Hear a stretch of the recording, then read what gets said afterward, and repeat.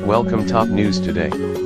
A conservative operative reportedly worked to set up a back-channel meeting between then-candidate Donald Trump and Russian President Vladimir Putin during the 2016 campaign, and he planned to use a National Rifle Association convention to do it. The New York Times reported on Sunday that it had obtained May 2016 email correspondence titled Kremlin Connection that was exchanged between conservative operative Paul Erickson and Trump campaign advisor Rick Dearborn. According to the Times in it, the NRA member said he wanted the advice of Mr. Dearborn and Senator Jeff Sessions of Alabama, then a foreign policy advisor to Mr. Trump and Mr. Dearborn's long-term boss, about how to proceed in connecting the two leaders.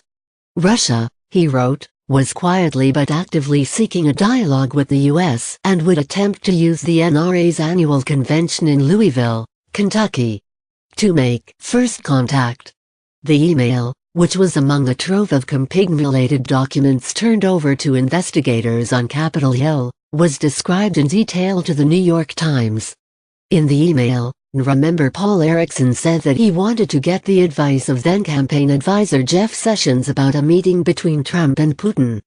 Putin is deadly serious about building a good relationship with Mr. Trump, member Paul Erickson wrote in the email.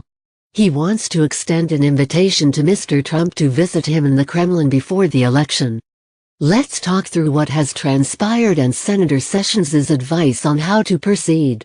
The email was one of several overtures Russians made to the Trump campaign even before the GOP candidate had secured the nomination.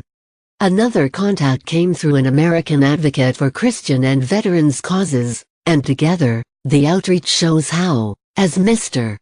Trump closed in on the nomination, Russians were using three foundational pillars of the Republican Party, guns, veterans and Christian conservatives, to try to make contact with his unorthodox campaign, the paper notes.